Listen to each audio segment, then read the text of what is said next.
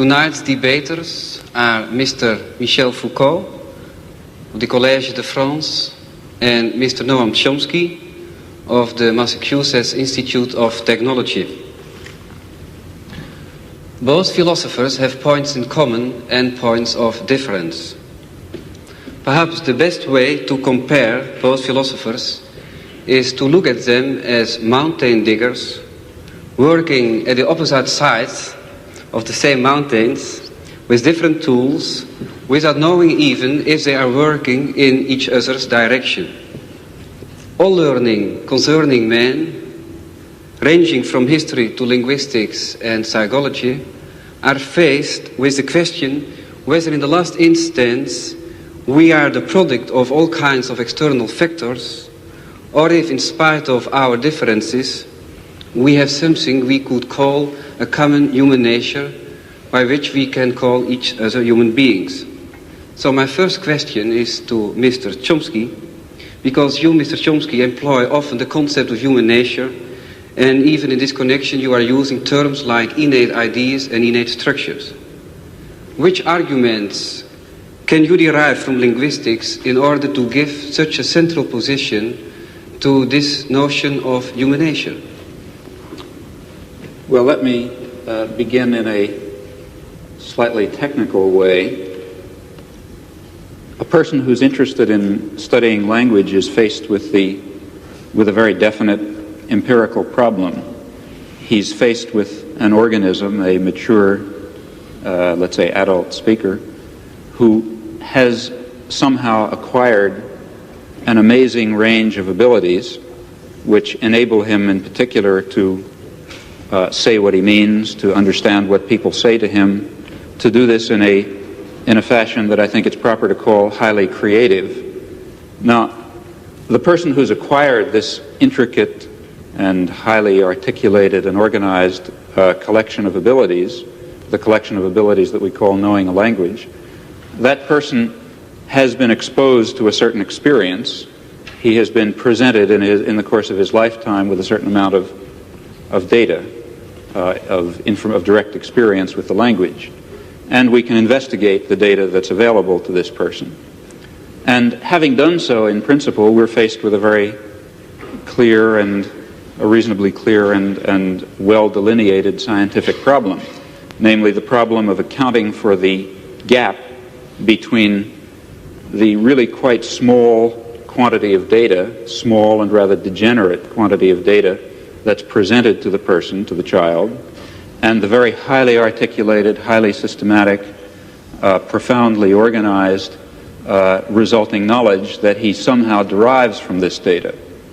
Furthermore, even more remarkable, we notice that in a wide range of languages, in fact all that have been studied seriously, there are remarkable limitations on the kinds of system that emerge from the very different kinds of experience to which people are exposed. Well, there's only one possible explanation for, what one can say in a rather schematic fashion, for this remarkable phenomenon, namely the assumption that the individual himself contributes a good deal, an overwhelming part, in fact, of the general schematic structure and perhaps even of the specific content of the knowledge that he ultimately derives from this very scattered and limited experience. That is, to put it rather loosely, the child must begin with the knowledge, certainly not with the knowledge that he's hearing English or Dutch or French or something else, but he does start with the knowledge that he's hearing a human language of a very narrow and explicit type that permits a very small range of variation. And it's because he begins with that highly organized and very restrictive schematism that he's able to make the huge leap from scattered and degenerate data to highly organized knowledge. And I would claim then that this instinctive knowledge, if you like, this schematism that makes it possible to derive complex and intricate knowledge on the basis of very partial data, is one fundamental constituent of human nature. But then I assume that in other domains of human intelligence and other domains of human cognition and even behavior, something of the same sort must be true. Well, the collection of this mass of innate schematisms, innate organizing principles, which guides our social and intellectual and individual behavior. That's what I mean to refer to by the concept of human nature. Well, Mr. Foucault, if I'm thinking at your books like Histoire de la folie et Les mots et les choses, I got the impression that you are working on a completely different level and also just with an opposite aim, opposite goal. If I'm thinking about the word schematism in relation to human nature, then you are just trying to work out that there are in several periods, several schematisms. What do you think about this?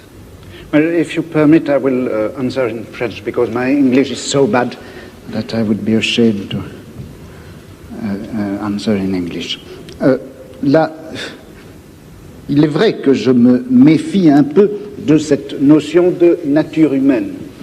Mais je m'en méfie pour la raison suivante. Je crois que parmi les concepts, parmi les notions dont une science peut se servir, il y a évidemment des notions qui sont d'un niveau, qui ont une élaboration, qui est une fonction différente. Par exemple, prenons le cas de la biologie. À l'intérieur, dans le domaine de la biologie, vous avez des concepts qui sont plus ou moins bien établis, comme le concept de réflexe. Bon. Et puis, vous avez d'autres notions qui sont en quelque sorte des notions périphériques. Des notions périphériques qui ne jouent pas un rôle en quelque sorte organisateur à l'intérieur de la science, des concepts qui ne sont pas des instruments d'analyse, des concepts qui ne sont pas descriptifs non plus. Ce sont des notions en quelque sorte qui servent simplement à indiquer des problèmes ou encore qui servent à indiquer des domaines d'objets à étudier.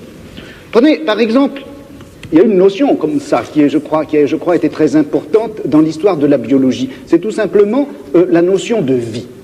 Bon, au XVIIe ou au XVIIIe siècle, les gens qui étudiaient la nature ne se servaient pas du concept de vie. Ils classaient les êtres naturels, qu'ils soient vivants ou non vivants, dans une espèce de grand tableau ou de grande hiérarchie. La vie était une notion dont ils ne se servaient pas et dont ils n'avaient pas besoin. Et puis, à la fin du XVIIIe siècle, un certain nombre de problèmes se sont posés, comme par exemple les problèmes de l'organisation intérieure de ces êtres dont on avait fait la classification. Ou bien encore, avec les progrès du microscope, le microscope d'Amici, on a vu apparaître tout un tas de phénomènes qui n'avaient pas été jusque-là encore perçus et dont les mécanismes, dont le fonctionnement n'était pas encore clair. Les progrès de la chimie ont fait également apparaître les problèmes concernant les rapports entre les réactions chimiques et les processus physiologiques de l'organisme. Et voilà que tout un domaine d'objets est apparu, domaine d'objets absolument nouveau pour le biologiste, et c'est cela qui a été appelé la vie. Et la vie, c'était une notion qui servait à indiquer le champ des objets et des domaines nouveaux que la science avait à parcourir. Bon, et je dirais, comme ça, en historien des sciences, si vous voulez, que la notion de vie a été un indicateur épistémologique, un index des problèmes à parcourir, et je me demande si on ne pourrait pas dire la même chose de la nature humaine. Foucault vergelijkt dus het begrip menselijke natuur van Tchomsky met het begrip leven in de biologie en in de geschiedenis van dat vak. En hij doet dat omdat hij dat begrip menselijke natuur eerder ziet als een aanwijzing voor een onderzoeksprogramma dan als een aanwijzing voor het feit dat de mens uit zichzelf zo verschrikkelijk veel klaar zou kunnen spelen. Voor hem is dat begrip menselijke natuur eigenlijk een soort van wetenschappelijk boodschappenlijstje en niet meer dan dat. En Tchomsky wil dit wel accepteren als maar duidelijk is dat vakken als biologie, fysiologie en neurologie voorlopig nog helemaal niet over de middelen beschikken om die menselijke natuur en dat taalvermogen adequaat te kunnen beschrijven. Vrij vroeg is het debat zo aangeland op een punt waar het gespreksleider elders de grootste moeite zal kosten om de partners met elkaar in contact te houden. Voor een deel ligt het natuurlijk aan de taal die ze spreken, maar voor een veel groter deel ligt dat aan het feit dat Tchomsky en Foucault ieder in een verschillende denkwereld zitten, zodat hun begrippen heel gemakkelijk langs elkaar heen glijden. We krijgen eigenlijk het merkwaardige schouwspel te zien van twee breinen die gelijktijdig aan het denken zijn en om de beurt een begrip oppikken uit het betoog van de ander, om dit begrip dan vervolgens te belichten vanuit hun eigen denksysteem. Daarbij speelt dus voor Tchomsky een grote rol dat begrip creativiteit, waarover nu een heel groot stuk van het debat zal gaan. Voor Tchomsky is creativiteit eigenlijk een kenmerk van alle mensen. Iedereen werkt ermee. De verkeersdeelnemer die ter plaatse in een onverwachte situatie moet gaan bedenken wat hij zal doen. De opvoeder die niet terug wil vallen op autoritaire gedragspatronen en tegenover een lastige pupil zelf nieuw gedrag moet uitvinden.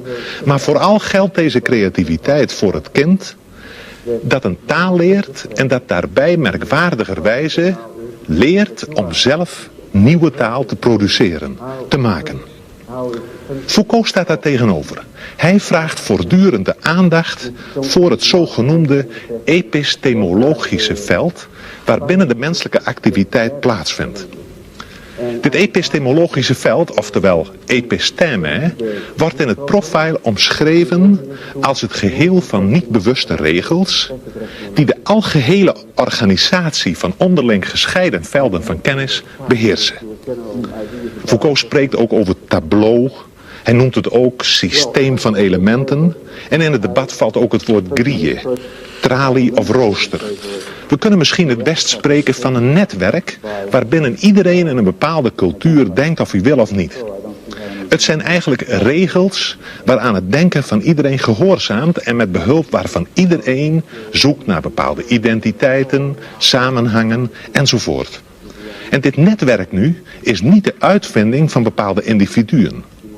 Het bepaalt veel eer de regels van de denken- en doegewoonten, van het denken- en doespel dat we cultuur noemen en waaraan ieder individu eigenlijk onderhorig is. Een dergelijk netwerk is ook geen ding of idee, maar het ligt precies tussen ding en idee in. En de geschiedenis van het denken is dan voor Foucault ook niet de geschiedenis van ideeën, of zelfs zoiets als de ontwikkeling van de geest of iets dergelijks, maar veel eer de afwisseling van discontinue transformaties, van discontinue overgangen van het ene netwerk naar het andere. Dat is dus een heel andere aanzet dan die van Tchomsky, bij wie die creativiteit in het centrum staat. En het is duidelijk dat we op dit punt bij Foucault weer diezelfde onttroning van het subject tegenkomen, waarover we in verband met Galilei in het begin reeds gesproken hebben. De filosofie van Foucault is een filosofie waarbij de filosoof zelf eigenlijk voortdurend uit het beeld verdwijnt. Ja, paradoxaal genoeg zou je moeten zeggen, het is eigenlijk een filosofie zonder filosoof en je moet dit ook nog generaliseren, want de mens is bij Foucault in zekere zin de grote afwezige in zijn eigen cultuur. En het is in dit verband dan ook heel begrijpelijk dat Foucault nogal fel en afwijzend reageert wanneer de gespreksleider belangstelling begint te vertonen voor privéaspecten van zijn bestaan. Wanneer Foucault debatteert, dan gaat het over alles behalve over Foucault zelf. Dit dus ter introductie op dit volgende vrij uitvoerige theoretische stuk van het debat, dat eigenlijk maar voortdurend allerlei aspecten van één hoofdvraag behandelt, en wel de vraag: in hoeverre is de mens in staat iets nieuws te ontdekken, en als dat zo is, hoe moeten we het dan begrijpen? Het lijkt mij een erg relevante vraag, zeker als we bedenken dat we nogal wat nieuwe vormen van gedrag, kennis en wetenschap nodig zullen hebben, willen we het er in onze wereld met elkaar levend afbrengen. We nemen nu de draad weer op waar Foucault toelicht waarom hij aan de creativiteit van het individu in de geschiedenis niet zoveel aandacht besteedt. dans l'histoire traditionnelle des sciences, on accorde en effet le maximum, enfin la tradition veut qu'on accorde le maximum à la créativité des individus. L'histoire des sciences, jusqu'à ces dernières années, consistait essentiellement à montrer en quoi un individu, que ce soit Newton ou que ce soit Mendel, peu importe, avait été effectivement le créateur ou le découvreur plutôt d'une vérité qui était là, inscrite dans les choses et dans le monde, et que personne avant eux n'aurait vu. Le postulat, il y a, je crois, qui dort en quelque sorte sous l'histoire des sciences traditionnelles, c'est ceci, c'est que la vérité est là pour être connue et que pourtant l'esprit de l'homme, par la suite, par l'effet d'un certain nombre d'inhibitions ou d'obstacles, n'est pas parvenu à voir cette vérité. L'esprit de l'homme est fait pour voir la vérité et un obstacle contingent l'en empêche. Cet obstacle, ça peut être, eh bien, selon les historiens, les conditions économiques et sociales, ou ça peut être la forme des mentalités, ou ça peut être la crédulité, les vieux thèmes et mythes religieux, par exemple, ou moraux, enfin tout ceci qui constitue comme les obstacles, les écailles sur les yeux de celui qui voudrait voir. Mais en droit, l'esprit est fait pour voir, en droit, l'esprit est fait pour avoir accès à la vérité. Dans cette conception traditionnelle de l'histoire des sciences, d'une part, si vous voulez, on donne toute la créativité à l'individu, qui est en droit possesseur de la vérité, et puis on la lui retire par le système des obstacles qui viennent d'une façon tout à fait contingente l'empêcher de saisir, de formuler, de construire cette vérité à laquelle il a droit en principe. Bon. Alors, moi, le problème qui s'est posé à moi, c'était précisément un peu l'inverse. Parce que qu'est-ce qui se passe quand on assiste à une grande transformation scientifique? Dans une transformation scientifique, comme par exemple la naissance de la biologie au milieu du XVIIe siècle, ou la naissance de la philologie à la fin du XVIIIe, au début du XIXe. C'est vrai qu'un certain nombre d'obstacles, un certain nombre de préjugés, un certain nombre d'idées toutes faites tombent et viennent à disparaître. Mais ce qui m'a frappé, c'est que une science, au moment où elle naît, non seulement se débarrasse d'un certain nombre d'obstacles et d'obscurités, mais en même temps, elle supprime un certain nombre de savoirs et de connaissances existantes qu'elle occulte, qu'elle cache, comme si elle appliquait une grille nouvelle qui, tout en permettant de faire apparaître des phénomènes jusque-là cachés, cache des connaissances déjà acquises. Donc, une science, le progrès d'une science, l'acquisition d'une science, c'est pas simplement l'oubli des vieux préjugés, ce sont pas simplement les obstacles qui tombent, c'est une véritable nouvelle grille qui cache un certain nombre de choses et du coup fait apparaître. Donc, quand je critique la notion de créativité, je veux dire par là que, en fait, la vérité ne s'acquiert pas comme une sorte de création continue et cumulée, mais comme un jeu de grilles qui s'appliquent les unes sur les autres, cachées. I think in part we're slightly talking in cross purposes because of a different use of the term creativity. In fact, I should say that my use of the term creativity is a little bit idiosyncratic, and therefore the onus falls on me, not on you in this case. But when I speak of creativity, I'm not attributing to the concept the notion of value that is normal when we speak of creativity. That is, when you speak of scientific creativity, you're speaking properly of the achievements of a Newton. But in the context in which I've been speaking about creativity, it's a normal human event. I'm speaking of the kind of creativity that any child demonstrates when he is able to come to grips with a new situation, describe it properly, react to it properly, tell us something about it, think about it in a new fashion for him, and so on. These are I think it's appropriate to call those creative acts, but of course without thinking of those acts as being the acts of a Newton. It's the lower levels of creativity that I've been speaking of. Now, as far as what you say about the history of science is concerned, I think that's correct and illuminating, and particularly relevant, in fact, to the kinds of enterprise that I see lying before us in psychology and linguistics and the philosophy of mind. That is, I think there are certain topics that have been, what was your word, depressed or put aside during the scientific advances of the, say, past 2 centuries, century and a half. But now I think we can overcome those, or it's possible to put aside those limitations and forgettings and to bring into our consideration precisely the topics that animated a good deal of the thinking and speculation of the 17th and 18th century, and to incorporate it within a much broader and I think deeper science of man that will give fuller role, though certainly will not hope to give complete understanding to such notions as innovation and creativity and freedom and production of new new elements of thought and behavior within some system of rule and schematism. Those are concepts that I think we can come to grips with.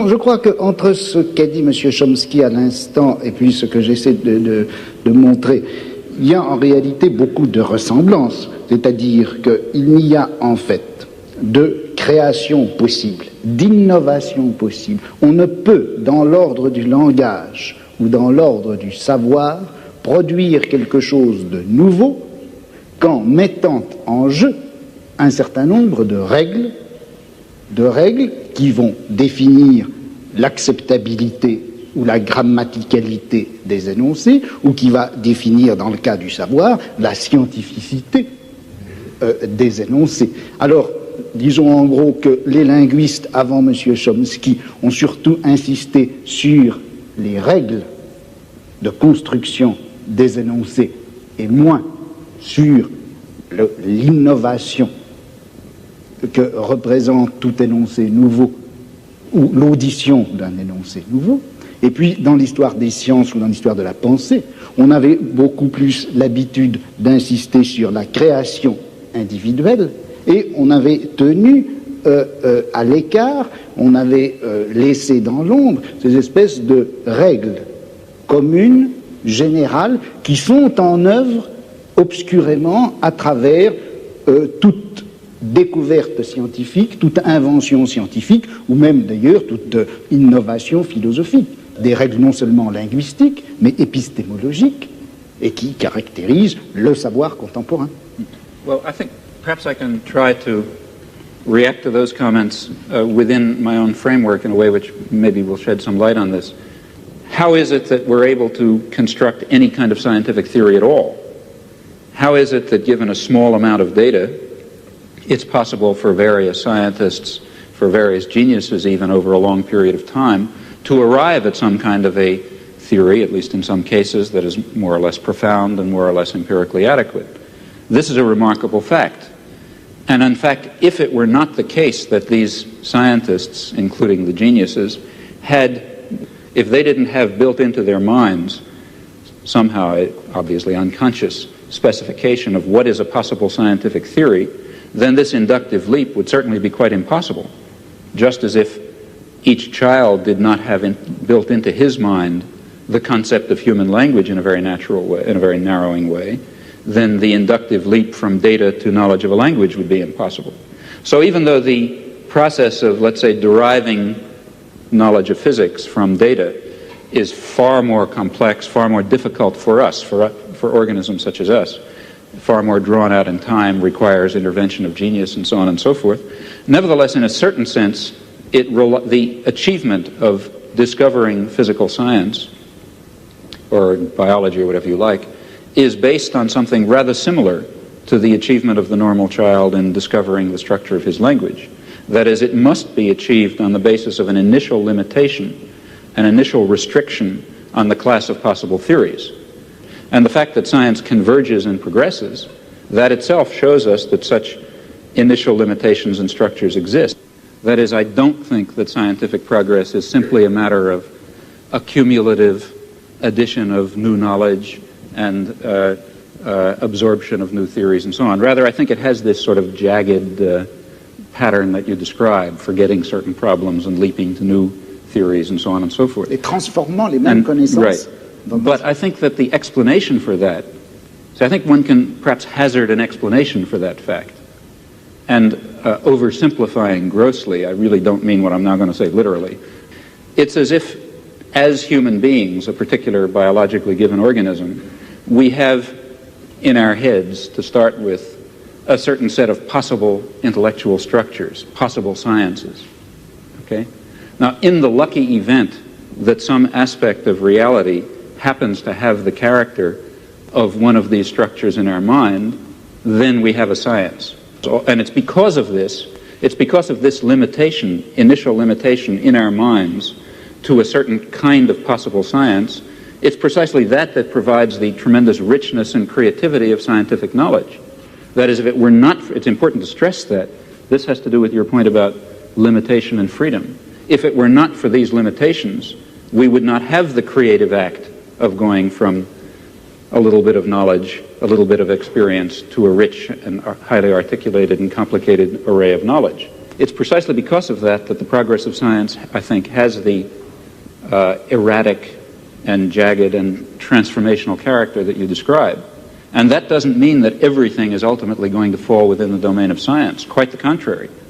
Personally, I believe that many of the things we would like to understand, and maybe the things we would most like to understand, such as the nature of man or the nature of a decent society or lots of other things, might really fall outside the scope of possible human sciences. Well, I think we have now two questions out of this statement. One question is, if you can agree, Mr. Foucault, do you agree with the statement about a combination of limitation, fundamental limitation? Not a combination. C'est pas une affaire de combinaison. Il n'y a de créativité possible qu'à partir d'un système de règles. Ce n'est pas un mélange de régularité et de liberté. Une liberté ne s'exerce réellement que sur fond et à partir d'un réseau de régularité. Le problème, alors là, que je me pose, et où je ne suis pas peut-être tout à fait d'accord avec M. Tchomsky, c'est lorsqu'il place ces régularités à l'intérieur, en quelque sorte, de l'esprit ou de la nature humaine. Je me demande si le système de régularité, de contraintes qui rendent possible une science, on ne peut pas les trouver ailleurs, en dehors même de l'esprit humain, dans des formes sociales, dans des rapports de production, dans des luttes de classe, etc.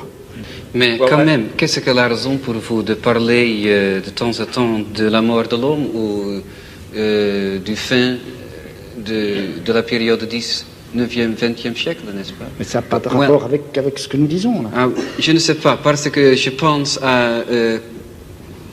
quand je traite d'appliquer, qu'est-ce que vous avez dit, à votre notion anthropologique. Vous avez refusé déjà de parler sur votre propre créativité et liberté, n'est-ce pas? Alors, qu'est-ce qu'elle a raison? Quelles sont les raisons psychologiques, je me demande? Mais quelles sont peut-être... c'est plus important. Vous le demandez, mais moi je mais quelles sont les raisons, laissons-nous dire, plus objectives peut-être pour vous, votre conception de savoir, de la connaissance, de la science, pour refuser de répondre à des questions personnelles, n'est-ce pas? Ça a à faire quelque chose avec votre conception de la société. Alors, quand il y a un problème ici pour vous, qu'est-ce que sont les raisons de faire un problème d'une question personnelle? Non, je ne fais pas du tout un problème d'une question personnelle, je fais d'une question personnelle une absence de problème. C'est-à-dire que dans toute l'histoire traditionnelle de la pensée, des idées et des sciences, on s'est toujours posé le problème de savoir à quel âge Newton avait dû être sevré pour concevoir la gravitation universelle. À quelle époque est-ce que Cuvier avait rencontré sa première maîtresse pour pouvoir finalement découvrir les fossiles, l'anatomie comparée, etc. Ce genre d'analyse enfin que je caricature, ce genre d'analyse, et je crois sans intérêt. Il est beaucoup plus intéressant de saisir les transformations d'un savoir en général à l'intérieur à la fois du domaine général des sciences et également de ce domaine en quelque sorte vertical que constitue une société, une culture, une civilisation à un moment donné. Et quand on saisit l'ensemble de la transformation, à ce moment-là, eh bien, on s'aperçoit que les petits événements individuels de la vie du savant n'est pas important. Opnieuw verdwijnt in deze laatste opmerking van Foucault het individuele leven van de geleerde onderzoeker uit het beeld. Maar hoe zit het dan met de verhouding van de mens tot zijn cultuur als het gaat over de politiek en misschien zelfs over de vraag hoe je die cultuur en die maatschappij kunt veranderen? Immers, men kan wel laten zien dat in de geschiedenis van de wetenschap en in de geschiedenis van de cultuur de inbreng van het individu een vrijwel te verwaarlozen rol speelt. De vraag, hoe moet ik handelen, de politieke vraag, blijft desalniettemin recht overeind staan. En het zal na het voorgaande misschien al duidelijk zijn dat die politieke vraag in het perspectief van Foucault heel sterk wordt tot de vraag: in hoeverre kan de mens ontsnappen aan zijn eigen cultuur?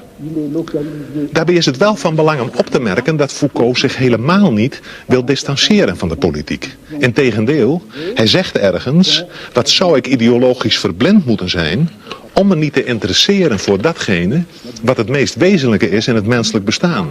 Economische verhoudingen, machtsverhoudingen en noem maar op. Tchomsky en Foucault zijn het dus wel eens over het belang van de politieke vraagstelling.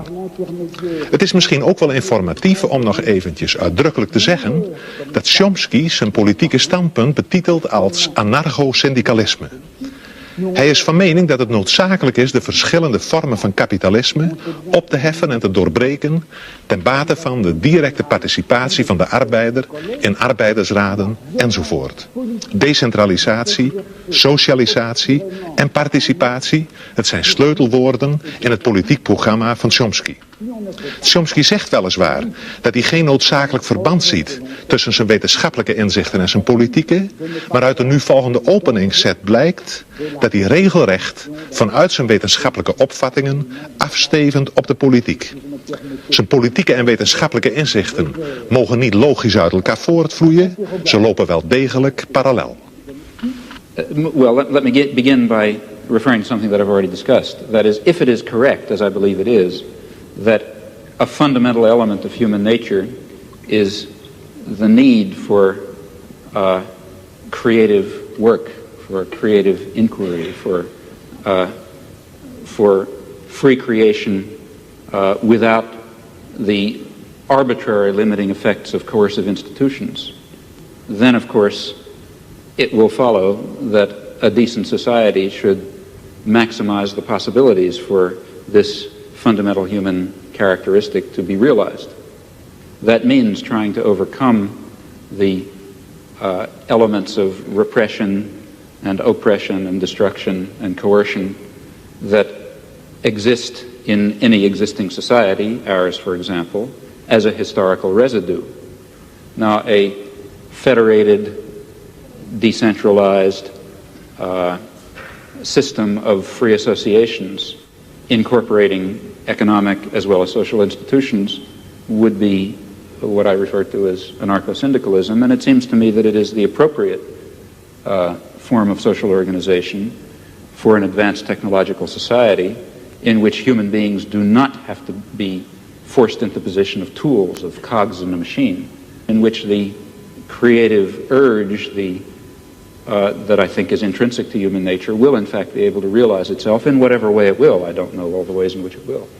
Je suis dans ma démarche beaucoup moins avancée, je vais beaucoup moins loin que M. Tchomsky, c'est-à-dire que j'avoue n'être pas capable de définir, ni à plus forte raison de proposer un modèle de fonctionnement social idéal pour notre société scientifique ou technologique. En revanche, une des tâches qui me paraît urgente, immédiate, avant même toute autre chose, c'est celle-ci.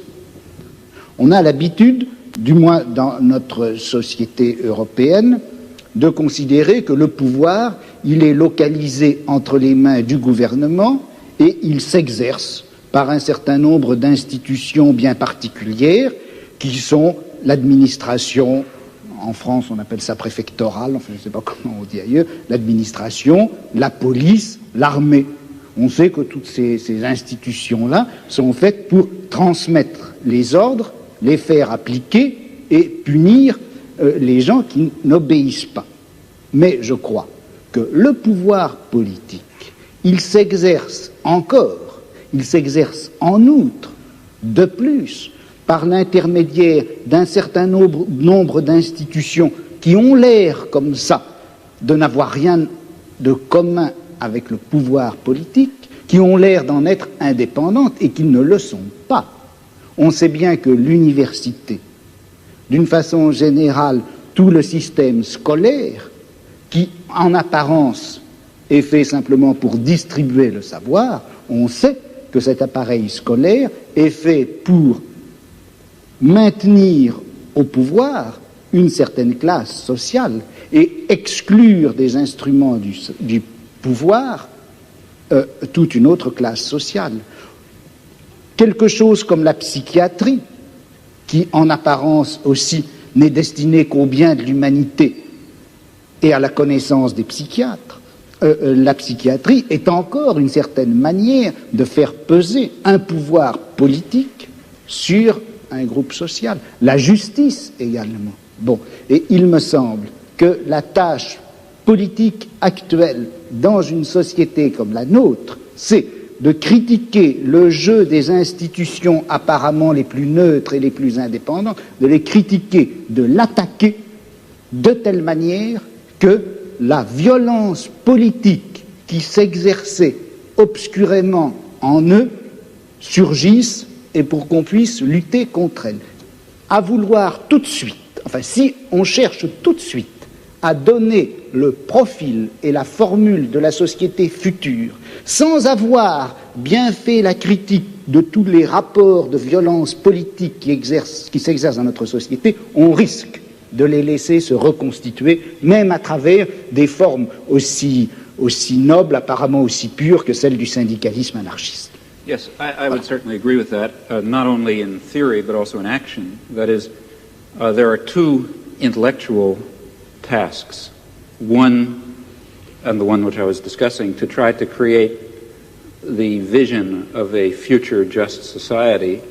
Another task is to understand very clearly the nature of power and oppression and terror and destruction in our own society.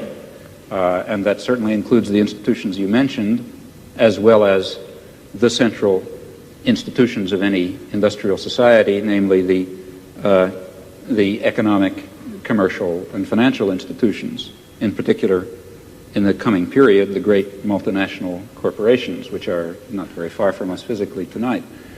Those are the basic institutions of oppression and coercion and autocratic rule that appear to be neutral. After all, they say, well, we're subject to the democracy of the marketplace.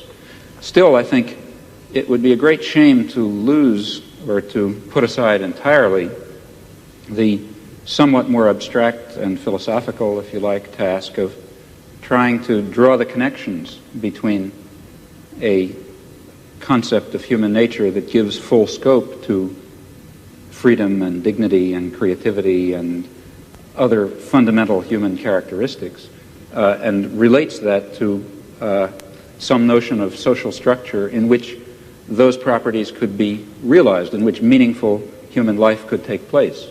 And in fact, if we are thinking of social transformation or social revolution, though it would be absurd, of course, to try to draw out in detail the point that we're hoping to reach, still we should know something about where we think we're going.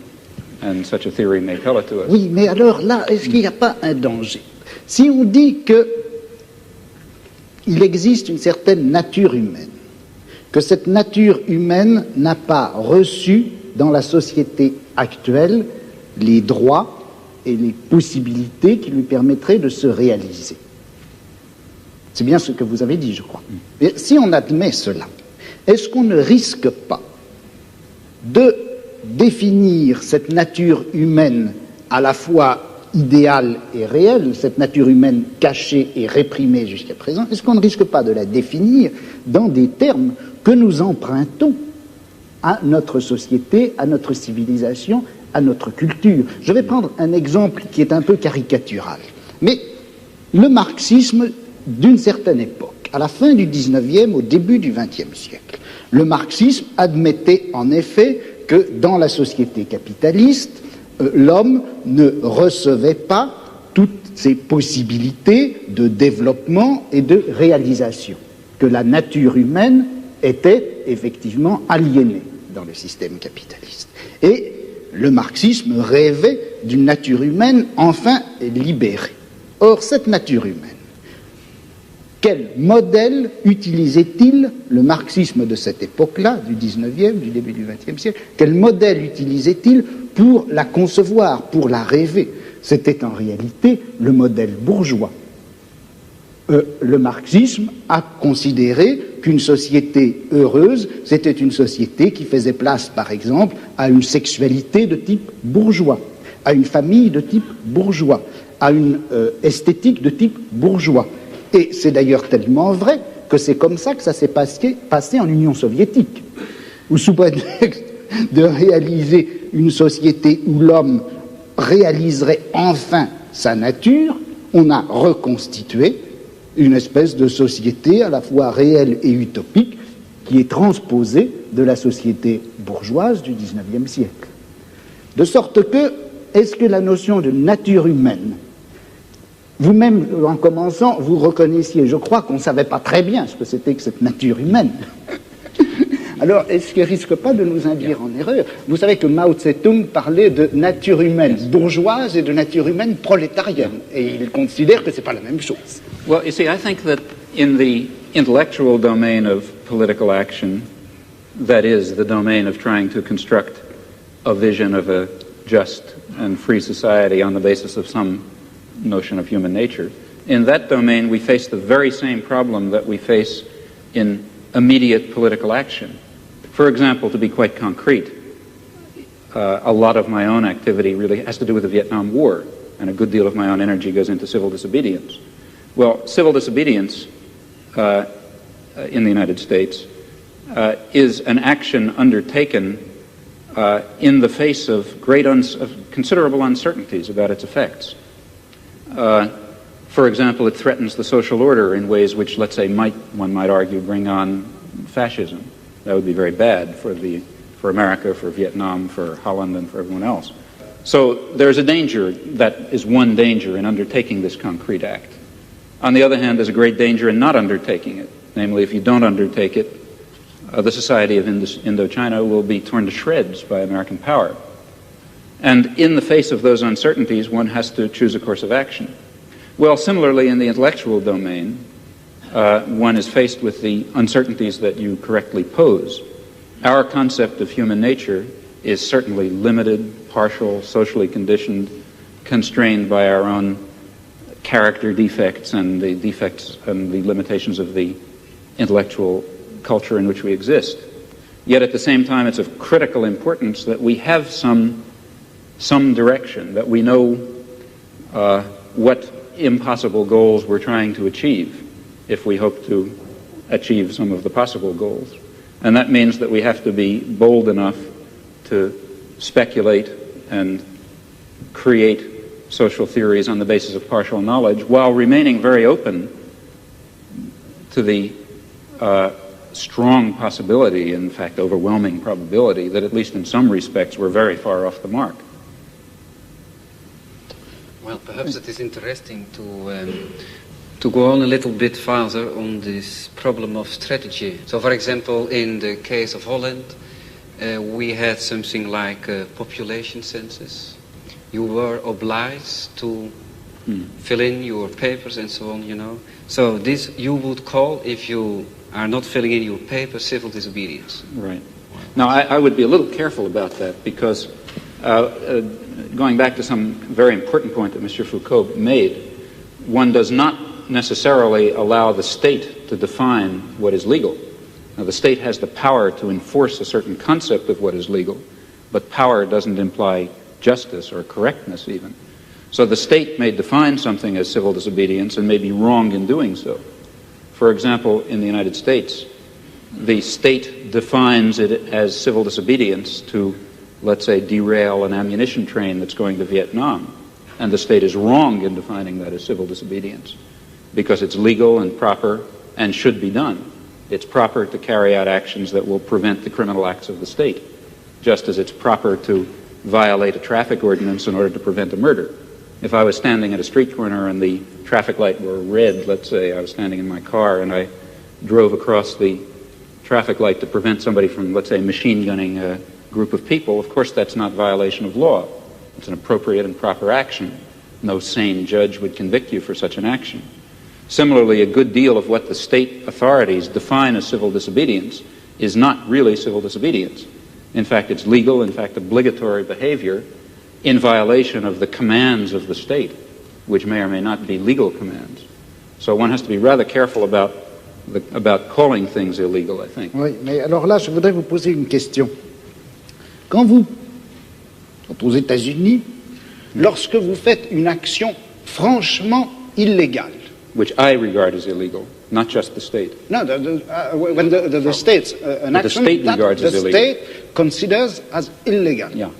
Est-ce que vous faites cette action parce que vous la trouvez juste en vertu d'une justice idéale, ou bien est-ce que vous la faites parce que la guerre de classe la rend utile et nécessaire? Well, est-ce que vous vous référez à une justice idéale? Again, voilà le problème. Very often, when I do something which the state regards as illegal, I regard it as legal. Yes, because I regard the state as criminal. But in some instances, that's not true. That is, let me be quite concrete about it, and move from the area of class war to imperialist war, where the situation is somewhat clearer and easier. Take international law, a very weak instrument as we know, but nevertheless it incorporates some rather interesting principles. Well, international law, in many respects, is the instrument of the powerful.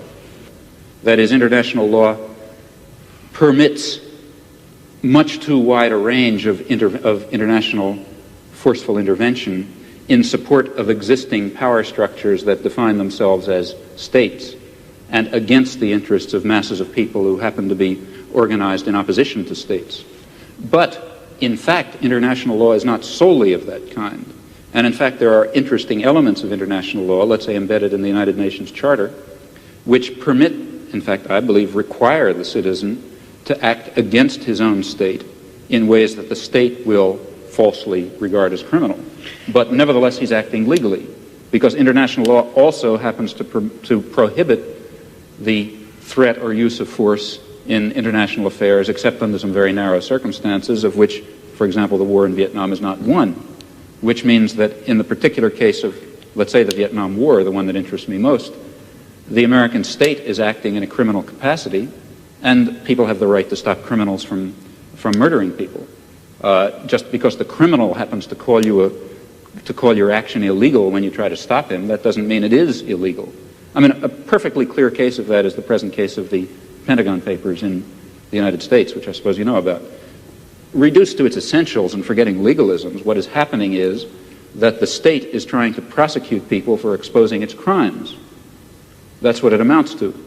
C'est donc au nom d'une justice plus pure que vous critiquez le fonctionnement de la justice.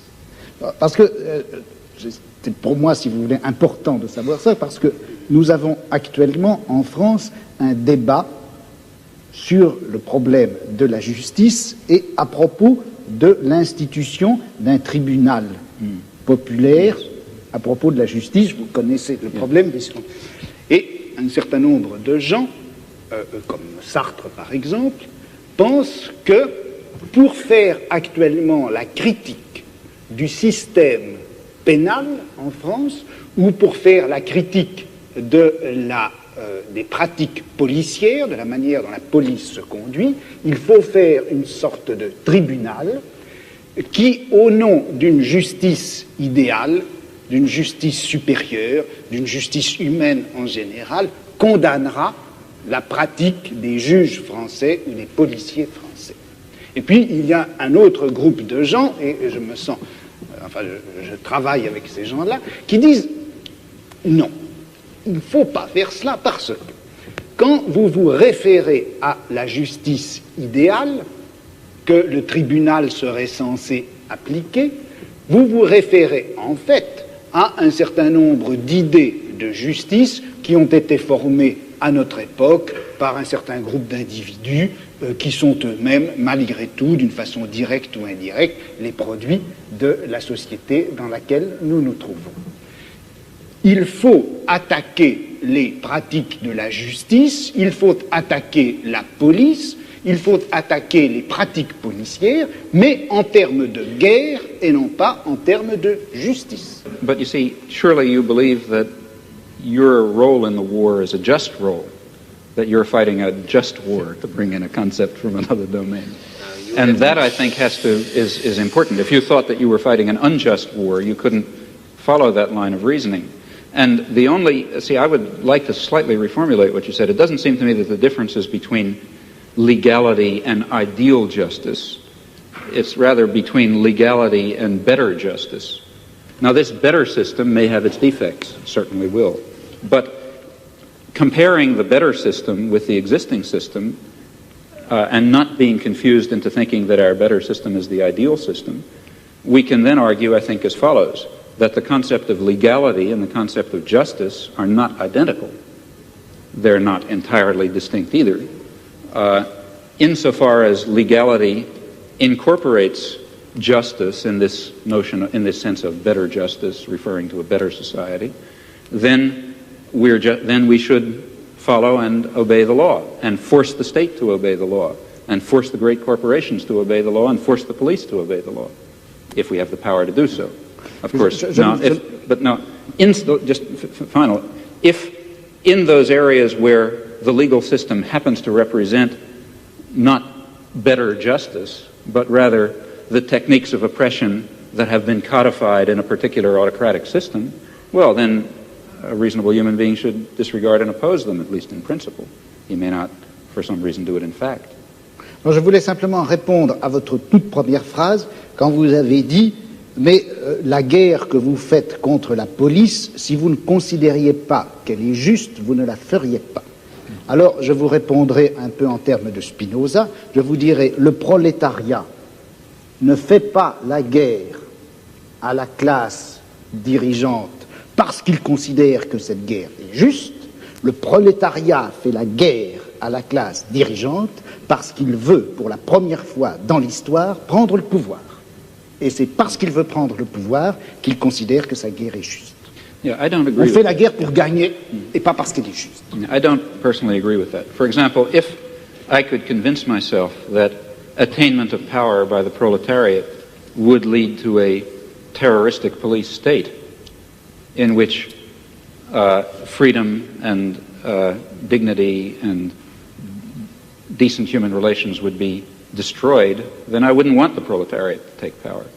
In fact, the only reason for wanting any such thing, I believe, is because one thinks, rightly or wrongly, that some fundamental human values will be achieved by that transfer of power.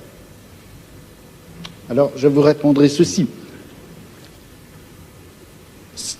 Quand le prolétariat prendra le pouvoir, il se peut bien que le prolétariat exerce à l'égard des classes dont il vient de triompher, il exerce un pouvoir violent, dictatorial et même sanglant.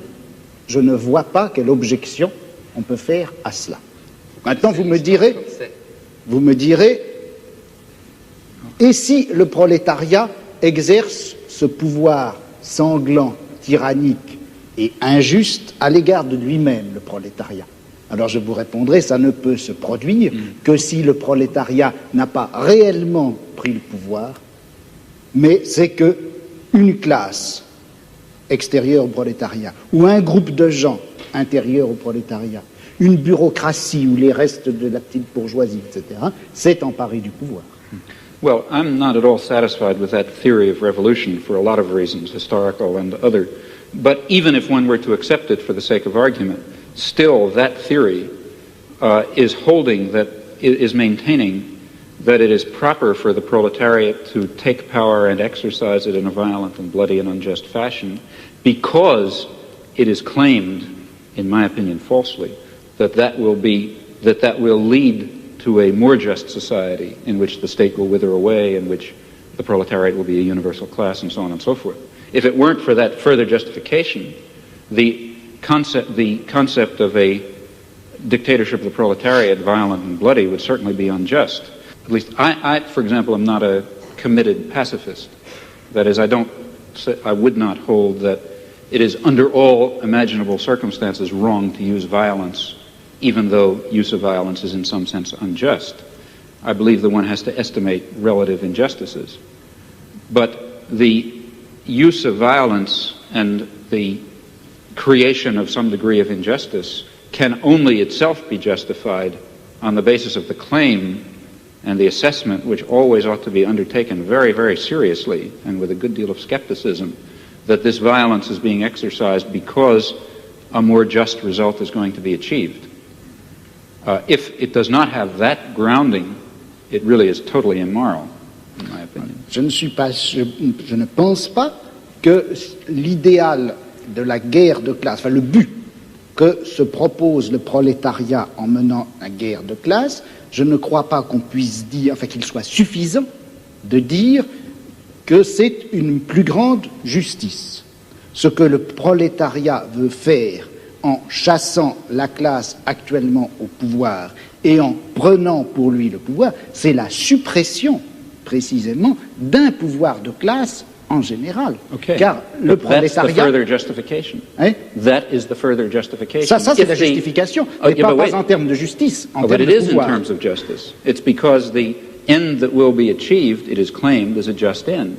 If no Leninist or whatever you like would dare to say we have a right to take power, let's say we, the proletariat, and then throw everyone else into crematoria, let's say. I mean, if that were the consequence of the proletariat taking power, of course it would not be appropriate. The idea is, and as for reasons I mentioned, I'm skeptical about it, that a period of violent dictatorship, of perhaps violent and bloody dictatorship, is justified because that will mean the submergence and termination of class oppression, a proper end to achieve in human life. Mais il me semble que de toute façon, la notion même de justice fonctionne à l'intérieur de la société de classe comme revendication du côté de la classe opprimée et comme justification du côté de la classe oppressive. I don't agree with that. Et dans une société sans classe, je ne suis pas sûr qu'on ait encore à utiliser cette notion de justice. Yeah. Well, here I really disagree. I think that there is a sort of an absolute basis. If you press me too hard, I'll be in trouble because I can't sketch it out. But some sort of an absolute basis ultimately residing in fundamental human qualities in terms of which a real notion of justice is grounded. And I think that our existing systems of justice I think it's too hasty to characterize our existing systems of justice as merely systems of class oppression. I don't think that they are that. I think that they embody systems of class oppression, and they embody elements of other kinds of oppression. But they also embody a kind of a groping towards the true humanly valuable concept of justice and decency and love and kindness and sympathy and so on, which I think are real. Bon, est-ce que j'ai du temps pour répondre? Oui, Combien? Parce que 2 minutes. Ben, moi, je dirais que c'est injuste. Absolutely. Non, mais bon, je ne veux pas répondre en si peu de temps. Je dirais simplement ceci. Je ne peux pas m'empêcher, contrairement à ce que vous pensez, je ne peux pas m'empêcher de croire que cette notion de nature humaine, cette notion de bonté, de justice, d'essence humaine, de réalisation de l'essence humaine, tout ça Ce sont des notions et des concepts qui ont été formés à l'intérieur de notre civilisation, dans notre type de savoir, dans notre forme de philosophie, et que par conséquent, ça fait partie même de notre système de classe, et qu'on ne peut pas, aussi regrettable que ce soit, on ne peut pas faire valoir ces notions pour décrire ou justifier un combat qui doit en principe bouleverser les fondements mêmes de notre société. Il y a là une extrapolation dont je n'arrive pas à trouver la justification historique. Well, I think we can start immediately the discussion. And Mr. Tchomsky, I would ask you one question. In your discussion, you had the vocabulary proletariat. We as proletarian. It's the irony of history that at the moment young intellectuals coming from middle class and upper class call themselves proletarians and say we must join the proletarians. But I don't see any class conscious proletarians. That's a great dilemma. It is not true in our given society that all people are doing useful, productive work or self-satisfying work. Obviously, it's very far from true. Those people. Lots of people who are excluded from the possibility of productive labor. And I think the revolution, if you want, should be in the name of all human beings. But it will have to be conducted by certain categories of human beings, and those will be, I think, the human beings who really are involved in the productive work of society. Now, what that is will differ depending on the society. In our society, it, I think, includes intellectual workers. So I think that the student revolutionaries, if you like, have a point, a partial point. That is, it's a very important thing in a modern advanced industrial society. It's very important how the trained intelligentsia identify themselves, if they're going to be technocrats, let's say, or servants of either the state or private power, or alternatively, whether they're going to identify themselves as part of the workforce who happen to be doing intellectual labor. If the latter, then they can and should play a decent role in a progressive social revolution. If the former, then they're part of the class of the oppressors. I have an additional, one small additional question or more remark to you. That is that you, with your very courageous attitude towards the war in Vietnam, how can you survive in an institution like MIT, which is known here as one of the great war contractors and intellectual makers of this war? There are two aspects to that. One is the question how MIT tolerates me, and the other question is how I tolerate MIT. Well, as to how MIT tolerates me, here again I think one shouldn't be overly schematic. It's true that MIT is a major institution of war research, but it's also true that it embodies very important libertarian values, which are, I think, quite deeply embedded in American society, fortunately for the world. They're not deeply embedded enough to save the Vietnamese, but they're deeply enough embedded to prevent far worse disasters. And here I think one has to be a bit qualified.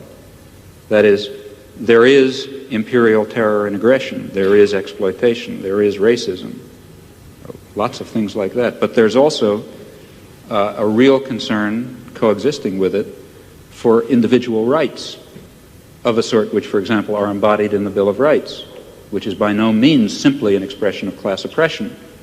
It is also an expression of the necessity to defend the individual against state power. Now, these things coexist, you know.